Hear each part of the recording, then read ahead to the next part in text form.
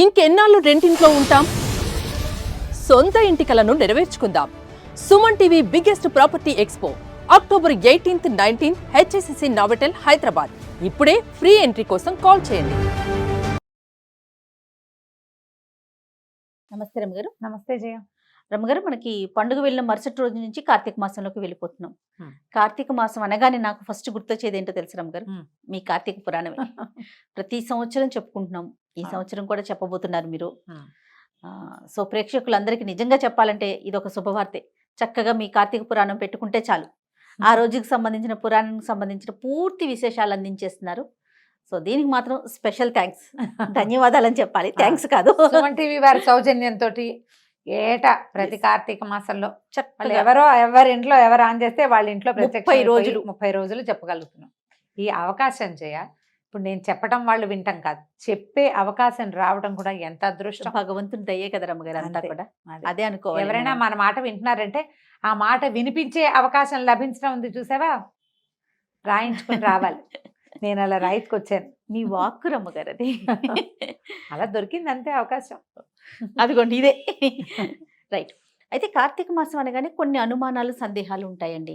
ఈ నెల మొత్తం పాటించాల్సిన నియమాలు కానీ, ఎలాంటి జాగ్రత్తలు తీసుకోవాలి, కొన్ని అడ్డంకులు వస్తాయి, అలాంటప్పుడు ఏం చేయాలి, ఇలాంటి సందేహాలు ఉన్నాయి రమ్మగారు. అయితే సందేహాల కంటే ముందు బ్రీఫ్ గా అసలు కార్తీక మాసం మనం ఏం చేయాలి ముందు అది మాట్లాడుకున్నాక తర్వాత సందేహాల గురించి మాట్లాడుకుందాం. అలాగే మొదట స్నానం కార్తీకంలో, తర్వాతది దీపం, తర్వాతది దానం, ఈ ఉపవాసం, ఇవి ఇంపార్టెంట్. అలాగేనండి. కార్తీక స్నానం అంటే పొద్దున్నే లేచి ఎర్లీ మార్నింగ్. నీ ప్రశ్న అదే కదా, ఎప్పుడు అని. ఎర్లీ మార్నింగ్ ముందు వాక్యాలు చెప్పేస్తా. తెల్లవారుజామున సూర్యోదయానికంటే ముందు, ప్రాతకాలం కంటే ముందే స్నానం చేయటం. ఈ స్నానము ఒట్టిగా ఇంట్లోనే కాకుండా వాపి కూప తటాకాదుల్లో స్నానం చేస్తే, అంటే నుయ్యి కానీ, బావి కానీ, దిగుడు బావి కానీ, ఎక్కడైనా చెరువు కానీ, స్విమ్మింగ్ పూల్ కాదు స్విమ్మింగ్, పాండ్ కానీ, నది కానీ, సముద్ర స్నానం నెలలో ఒకరోజు చేస్తాం. వీటిలలో ఎక్కడైనా స్నానం చేయటం. స్నానం చేసిన తర్వాత దేవాలయ దర్శనం ఒకటి ఇంపార్టెంట్గా చెప్తారు. కార్తీకానికి దీపం చాలా ముఖ్యం. ఇది ఆశ్వేజ మాసం తర్వాత వచ్చేటువంటి కార్తీకం అంటే శరదృతువు. ఇప్పుడు మనకి శ్వాసకోశాలకు సంబంధించినటువంటి సమస్యలు వస్తాయి, తప్పకుండా దీపం పెట్టుకోవాలి. ఆ దీపారాధన తాలూకు ఆ ధూమాన్ని పీల్చడం వల్ల ఆరోగ్యం బాగుపడుతుంది. కార్తీక దీపంలో పరమేశ్వరుడు ఉంటాడు, ఇది మెయిన్. తర్వాత దానం చేసుకోవటం. దానాలు రకరకాలు, చాలా రకాల దానాలు చేయొచ్చు. తిలాదానం చేయటం, బట్టలు వస్త్రదానం చేయటం, దీపదానం చాలా అఖండమైన ఫలితాన్ని ఇస్తుంది. రకరకాల దాన ప్రక్రియలు. తర్వాత దేవాలయ దర్శనాలు, ఇంట్లో దీపం పెట్టుకోవటం, దేవాలయంలో దీపం పెట్టుకోవటం. చివరిగా ఉపవాసం. కార్తీక నక్తాలని చేస్తారు. పగలల్లా ఉపవాసం ఉండి రాత్రి చుక్కలు చూశాక భోజనం చేయటం నక్తం అంటారు. నక్తము అంటే రాత్రి, కార్తీక నక్తాలు అదే దాని పేరు. లేదా పొద్దున భోజనం చేసేసి రాత్రిపూట ఉపవాసం చేయటం. ఒకటి కార్తీకంలో నక్తాలు చేస్తారు, లేకపోతే పర్వదినాల్లో ఉపవాసం ఉండొచ్చు. అవి ఎట్లా 4 సోమవారాలు, తర్వాత 2 ఏకాదశులు, పౌర్ణమి, అమావాస్య. ఈ తిథుల్లో ఉపవాసం చేయటం. పగలు ఉపవాసం ఉండటం, సాయంకాలము దీపారాధన చేసుకోవటం, భోజనం చేసేయటం. ఈ విధానాల్లో దేన్నైనా తీసుకోవచ్చు. అయితే కార్తీకం అనగానే మనం శివారాధన స్పష్టంగా వింటాం. కానీ ఈ నెలలో ఉన్న ప్రత్యేకం ఏంటంటే, మనం ఒక ప్రధానమైన సంగతి చెప్పుకోవాలి. మా భగవంతుడు కృష్ణుడు చెప్పాడు, మాసానాం మార్గశీర్షోహం అని. నేను మాసాల్లో మార్గశీర్షాన్ని అని చెప్పినప్పటికీ కూడా మార్గశీర్షానికి లేని ఒక అత్యద్భుతమైన ప్రత్యేకత ఈ కార్తీక మాసానికి ఉంది.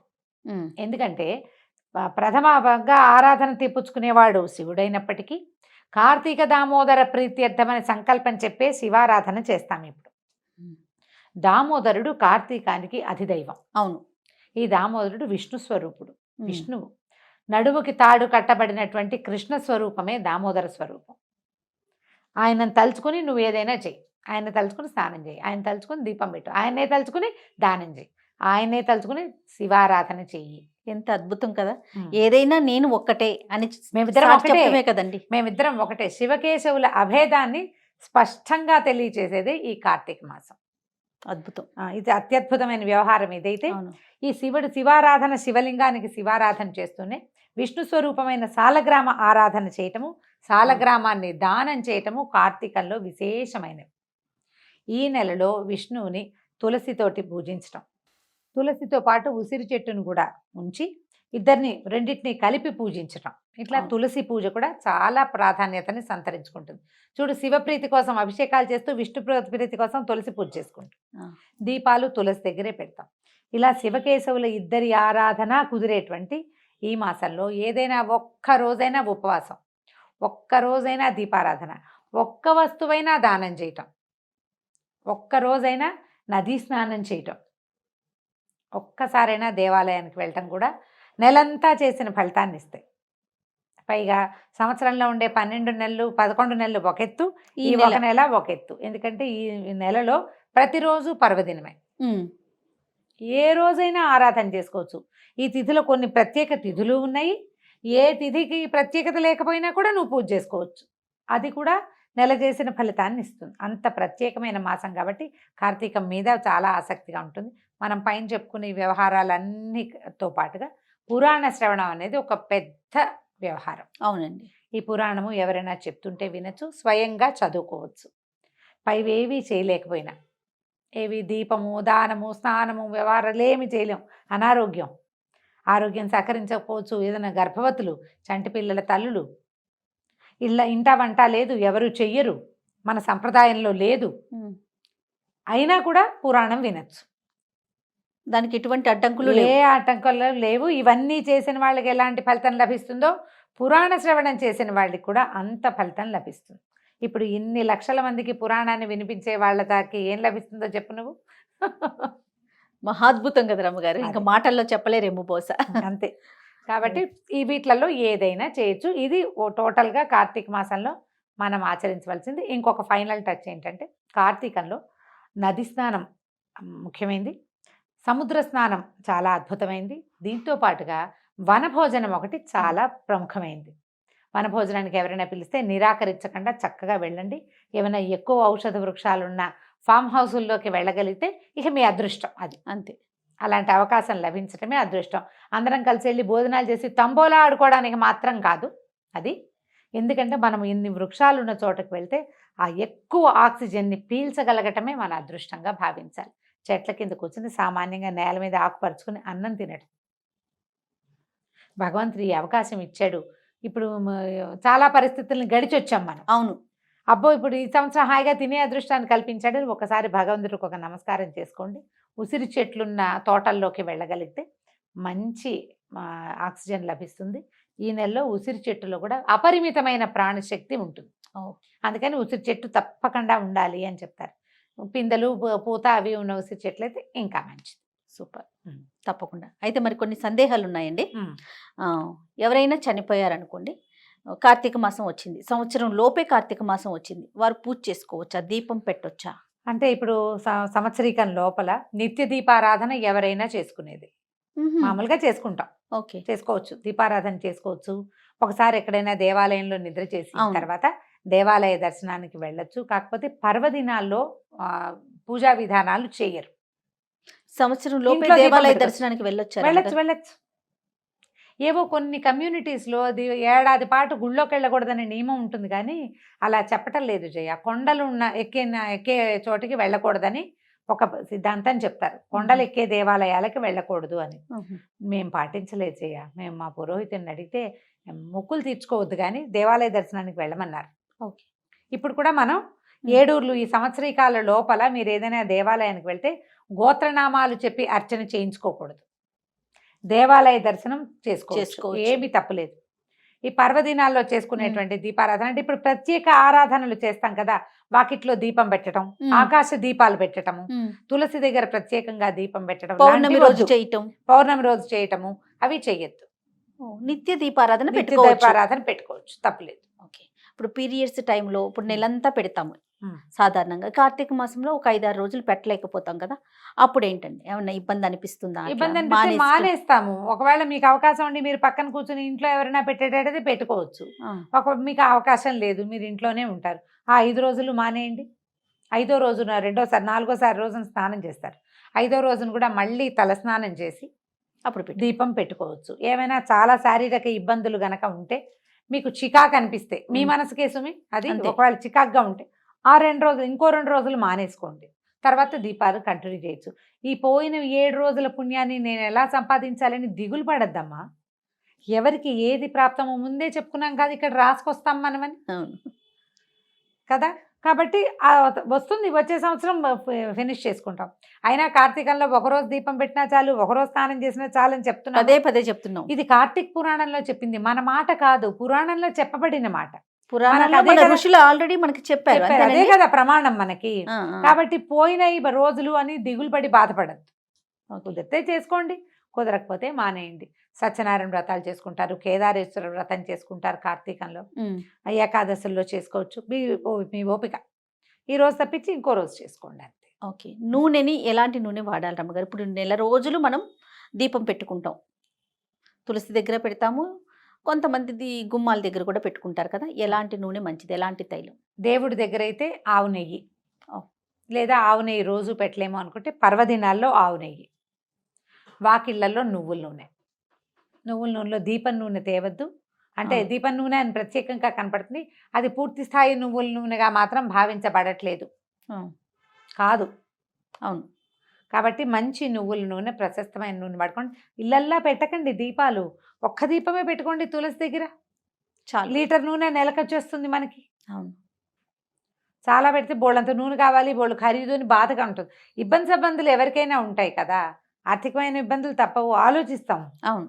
ఎలాగోలాగా ఏదో ఒకటి పెట్టద్దు. పోనీ ఇన్ని రోజులు పెట్టలేరు, కేవలం పర్వదినాల్లో మాత్రమే పెట్టండి, మంచి నూనెతోటి పెట్టండి.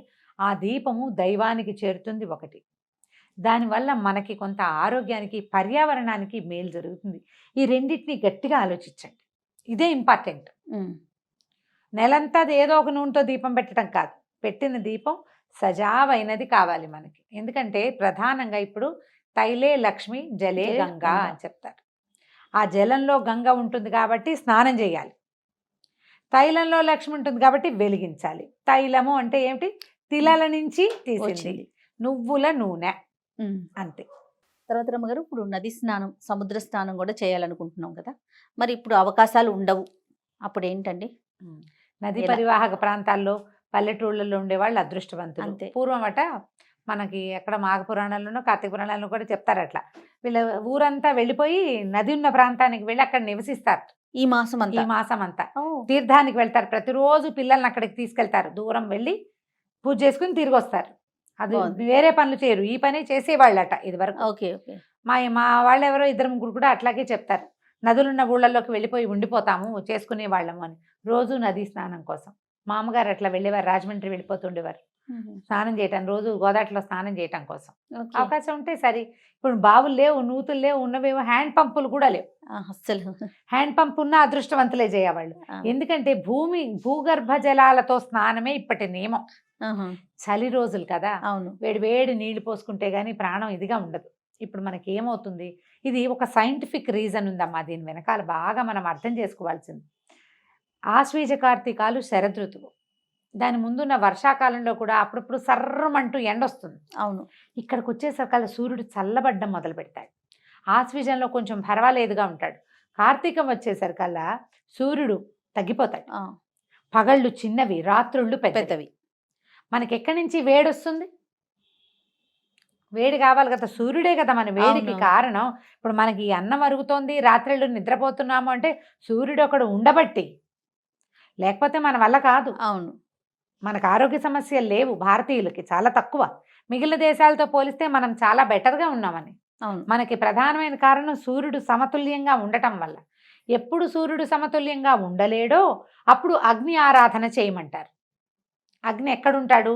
మనం వెలిగించే దీపాల్లోనూ, భూగర్భ జలాలలోనూ. జలంలో అగ్ని ఉంటుంది. ఇప్పుడు ఎట్లా ఉంటుంది? మామూలుగా పైకి చూస్తే ముట్టుకుంటే అమ్మో అని చలేస్తుంది, దిగాక చలేదు. అవును. నీళ్ళ లోపల భూ సంబంధమైన జలాలలో అగ్ని ఉంటాడు. ఉమ్. ఆ వెచ్చదనం కనుక మనకు ఒంటికి అలవాటైందా, మీరు చూడండి ఓవర్ హెడ్ ట్యాంక్లో నీళ్లు చల్లగా ఉంటాయి, అదే అప్పుడు బోర్ వేయించుకున్నాం అనుకో వెచ్చగా వస్తాయి నీళ్ళు. అవును. అవకాశం ఉన్న వాళ్ళు బోర్ వాటర్ తోటి స్నానం చేయండి. ఇంట్లోనే స్నానం చేస్తాం. ఇంట్లో స్నానమే నీచ స్నానం అని చెప్తారు కార్తీక పురాణంలో. అన్నిట్లలో అదేనే నీచమైంది. సూర్యోదయం అయిపోయిన తర్వాత చేసేది కూడా నీచ స్నానమే. ఇప్పుడు 6:15, 6:20, 6:10కి సూర్యోదయం అవుతుంది అనుకో, దానికి ఒక్క నిమిషం ముందు చేసినా సరే. తర్వాత ఇంట్లోనే స్నానం చేస్తాం. బోర్ వాటర్కి ట్రై చేయండి, అవకాశం ఉంటుంది. లేదు ఏం చేస్తాం, ఓవర్ హెడ్ ట్యాంక్లో నీళ్ళు చలేస్తూ ఉంటుంది. ఆ నీళ్లు బకెట్ నింపుకుని హరగంగే అని నీళ్లలో గంగాదేవిని ఆవాహన చేసుకోవటం. మంచి శ్లోకం ఉంది. గంగే చేమునోయ్ చైవ గోదావరి సరస్వతి నర్మదే సింధు కావేరి జలేస్మిన్ సన్నిధిం కురు అని. గంగే చ యమునే చైవ గోదావరి సరస్వతి. గంగా యమున గోదావరి సరస్వతి, నర్మదా సింధు కావేరి. కావేరీ నది స్నానం అత్యంత ప్రసిద్ధమైనది, చాలా ప్రత్యేకమైనది అనిగా కార్తీక పురాణంలో చెప్తారు. కావేరి మంచిది. చేయగలుగుతామో లేదు, అందుకని ఆ నదులన్నింటినీ ఇక్కడే సన్నిధిగా చేయనైనా అని ఓ దండం పెట్టుకోవటం. ఆ నీటిని హరగంగే అని చెంబుతో ఎత్తి నెత్తి మీద పోసుకోవడం అంతే. ఇంట్లో చేసినా మరి ఇలాగే చేయాలి. అందుకని నెలలో ఒక్కరోజైనా నదీ స్నానానికి ట్రై చేయండి తప్పకుండా. దానికోసం పల్లెటూళ్ళకి వాటికి వీటికి నదీ పరివాహక ప్రాంతాలకి మన ఫ్రెండ్స్ చుట్టాలు అక్కయ్యలో మామయ్యలో ఉంటే ఓ మాట వెళ్ళి ఒక్కసారైనా నదీ స్నానం తెల్లవారుజామునే సూర్యోదయానికి ముందే చేసేసి దగ్గరలో ఉన్న శివాలయంలో దర్శనం చేసుకుంటే కార్తీక ఫలితం అమోఘంగా లభిస్తుంది. చాలా సందేహాలు చెప్పారు అమ్మగారు. అయితే చూసిన తర్వాత ఇంకా కొన్ని సందేహాలు మాకు వస్తూ ఉంటాయి.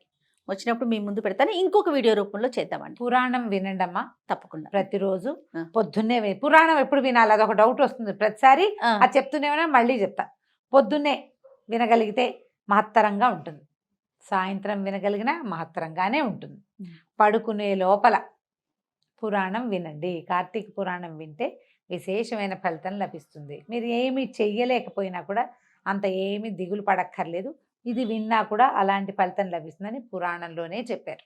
తప్పకుండా. కాబట్టి పూజ చేసుకున్నాకో చేయకుండానో పొద్దున్నే చేద్దామా సాయంత్రం చేద్దామా, పొద్దున్న దీపం పెట్టలేము సాయంకాలం పెట్టచ్చు, సాయంకాలం అయినా పెట్టండి. పెట్టడం ముఖ్యం ముఖ్యం అంతే. రైట్ అమ్మ. నమస్తే. నమస్తే.